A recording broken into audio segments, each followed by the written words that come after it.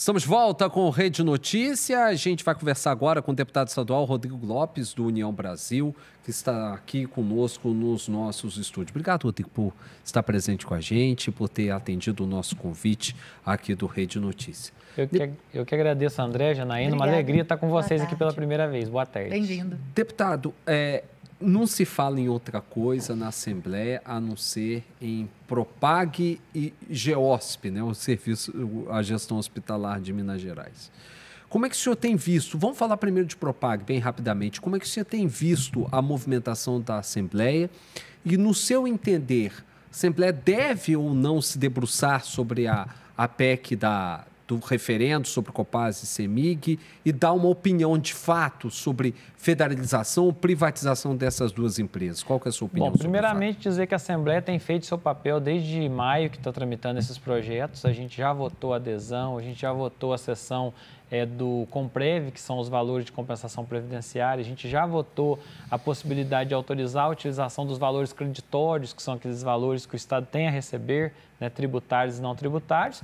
Aprovamos também federalização de CODENS e CODEMIG. Então, 5 projetos já foram aprovados. Até dos prédios também já foi aprovado. Ainda não. Ainda não. Aliás, dos prédios foi avaliado. Isso, já deu uma avaliação. Polemizado, mas por enquanto ainda não foi aprovado.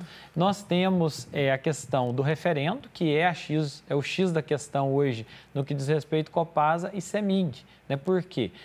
Tem uma previsão do governo federal que, se ele pegar um ativo que ele tenha que desembolsar algum valor para efetivamente tê-lo, ele não tem interesse. E a CEMIG é um desses casos. Por exemplo, vai ter que virar corporation, né? Exatamente. Se a CEMIG for como estatal e vamos dizer assim, os acionistas têm a possibilidade de vender imediatamente e a União teria que comprar. E o governo federal não compraria a parte dos acionistas. Então, esse é um entrave.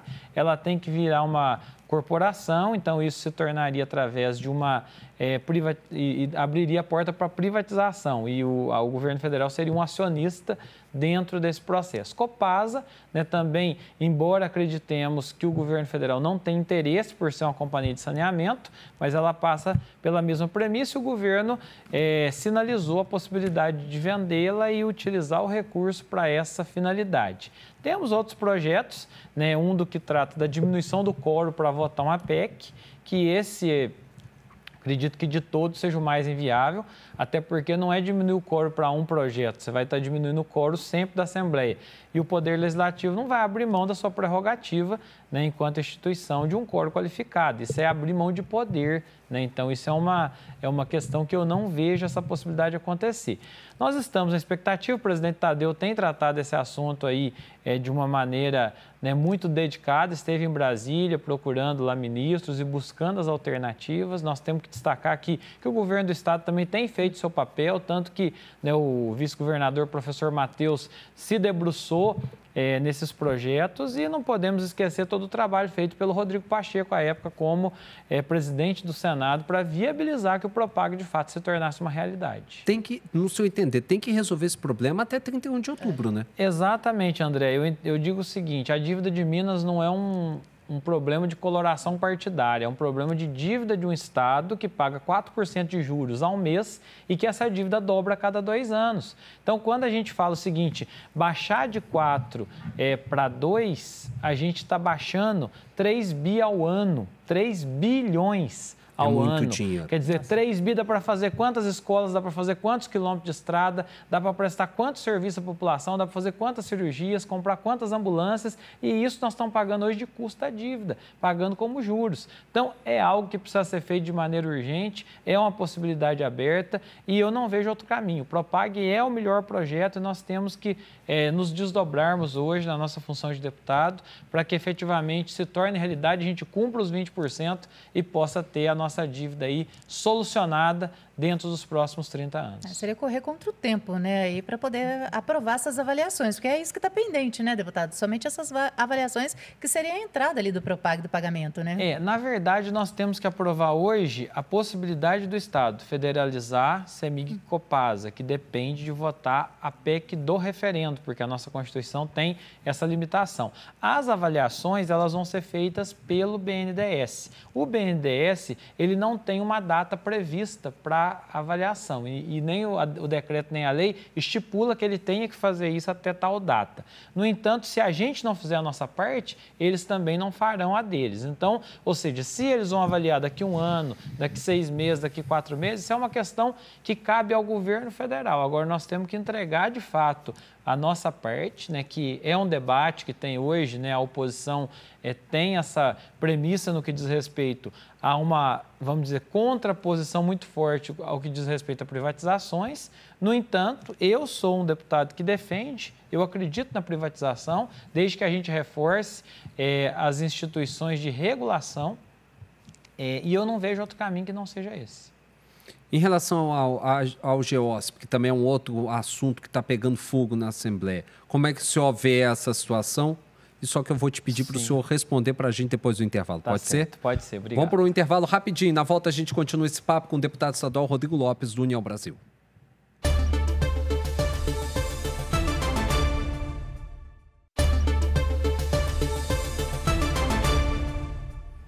12h51, estamos de volta com o Rede Notícia, conversando com o deputado estadual Rodrigo Lopes, do União Brasil. Deputado, o André tinha feito a pergunta sobre o GEOSP no último bloco com o senhor, em relação ao senhor. É viável essa questão de terceirizar a saúde pública aqui no Estado? Como é que o senhor avalia isso? Eu entendo, Janaína, que é uma alternativa que nós temos, né? Nós precisamos buscar as alternativas que temos. Eu vejo, assim, serviços essenciais como saúde e educação é sempre um pouco nevrálgico falar em privatizar. Agora, se a gente tiver uma regulação e um acompanhamento muito próximo, eu vejo sim como uma grande alternativa. A gente tem casos já de sucesso na Prefeitura de Belo Horizonte, onde a gente vê as escolas municipais que são hoje de PPPs e que têm resultados muito bons. Nós temos também inúmeros casos da saúde preventiva, da atenção básica sendo feitos, e eu não vejo outra alternativa. O hospital ele precisa se profissionalizar, principalmente os hospitais, trazer de fato uma condição de um serviço cada vez de melhor qualidade para a população. Então eu vejo que o poder público ele está buscando alternativas, nós temos que reconhecer a importância do servidor público. No entanto, a gente vai evoluindo no decorrer do tempo e eu vejo isso como uma alternativa. Teremos, com certeza, muita polêmica e muito debate na Assembleia até esse projeto passar em definitivo, mas eu acredito que ele vai ser aprovado. O senhor faz parte de um partido, União Brasil, que fechou uma federação com o PP, com progressistas. Ontem, em Brasília, foi anunciado o desembarque dessa federação do governo Luiz Inácio Lula da Silva. Mas vamos deixar um pouco de lado esse panorama federal, vamos trazer a conversa aqui para Minas Gerais. Um dos expoentes dessa federação, União Brasil e PP, é o Marcelo Aro, que é um homem forte do governo de Minas Gerais, quase o secretário da Casa Civil do Estado, secretário de governo. Secretário de governo, né? Tem uma influência muito grande sobre o governo e é um nome que está se colocando como pré-candidato ao Senado por Minas Gerais. É um caminho natural União Brasil, PP, seguirem com o Matheus Simões para ano que vem? André, a princípio deve caminhar nesse sentido, né? O Marcelo Aro disputou já a última eleição ao Senado pelo PP, hoje há uma federação entre PP e União Brasil, e dentro das tratativas, inclusive recentemente teve uma reunião em Brasília, onde participou lá o Rueda, presidente da União Brasil, Ciro Nogueira, presidente do PP, e houve esse compromisso com o Marcelo Aro. Inclusive é importante destacar aqui que eu também, enquanto deputado estadual, tenho um compromisso de apoiá-lo para uma das vagas ao Senado, né? Um compromisso já firmado por mim. Com o Aro, que eu acredito muito aí que é um projeto viável e que ele, com certeza, hoje à frente da Secretaria de Governo, tem feito um trabalho muito bom de integração com os deputados, tem uma visão municipalista, é alguém que pode contribuir. No entanto, André, na política tudo pode acontecer, né? Quando você fala do União Brasil ter estado na base do Lula e saído ontem, nós temos que lembrar que o União Brasil já foi PFL, já foi Democratas, que o Lula queria extinguir esse partido no ano passado. Né? Depois ele veio para a base, com a contraposição da CM Neto da Bahia, mas hoje é esse desenho que nós temos. Por outro lado, nós temos o Rodrigo Pacheco se posicionando aí como um possível candidato, ainda não foi batido o martelo na pré-candidatura. No entanto, o Rodrigo Pacheco tem uma proximidade também muito grande com o Davi Alcolumbre, presidente do Senado e do União Brasil. Então, ou seja, o caminho natural, a princípio, é que o partido, a federação, permaneça com Marcelo Aro e venha a compor uma base de uma candidatura, de uma futura candidatura de Matheus Simões. Agora, a pergunta é, Rodrigo Pacheco vem mesmo candidato a governador? Não vem? Vai fazer algum movimento nesse sentido? Então, tudo isso são questões que vão tratar do tabuleiro de 2026. E aquele negócio também, pensar no âmbito federal, Minas Gerais também é estratégico. Então, muita coisa ainda vai ser conversada em Brasília ainda. Com certeza. O Lula precisa de uma candidatura forte em Minas para o palanque dele. Se não ganha em Minas, periga perder. O Zema já se lançou pré-candidato à presidência da República. Zema se lançou pré-candidato. Rodrigo Pacheco foi eleito no passado, um voto contra o PT e agora tem uma relação próxima com o governo do PT. E o PT é quem pode levá-lo ao segundo turno. Então, são questões, né? Eu tenho também uma proximidade muito grande com o Rodrigo Pacheco, uma pessoa que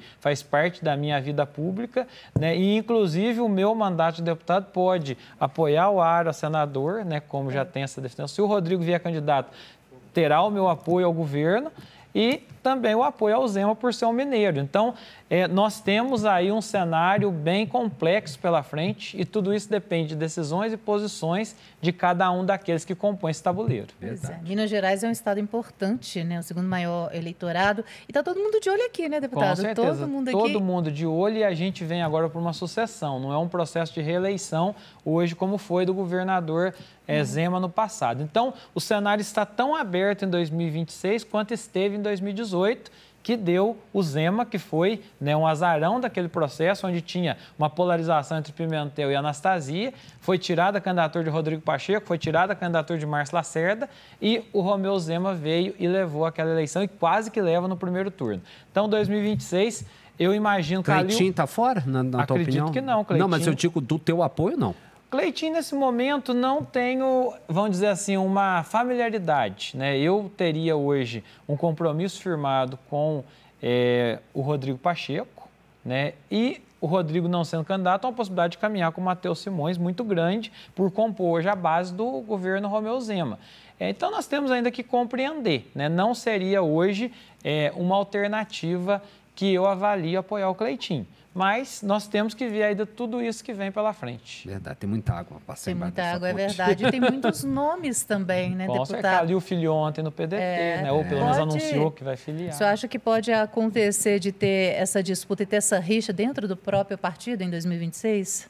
Pode acontecer, né? A União Brasil tem a ala, né, muito próxima ao governo, tem a ala de oposição na esfera federal. Aqui em Minas, hoje, todos nós, né, deputado Arnaldo, deputada Ione e eu, compomos a base do governo Zema. Por outro lado, tanto o deputado Arnaldo quanto eu somos muito próximos do Rodrigo Pacheco. Então, é uma possibilidade, com certeza, que existe de haver as divergências. O partido tem a janela partidária de filiações agora lá no mês de março, onde poderão, né, vir outras figuras ao partido para disputar outros cargos, poderão sair figuras que compõem o partido e buscarem outras legendas. Então, tem muita coisa para acontecer, né? Agora nós temos o marco do dia 4 de outubro para sabermos quais serão as regras, né? Temos até o dia 4, se não mudou nada em Código Eleitoral, é o que está em vigor, mas ainda pode mudar alguma coisa até o dia 4 de outubro.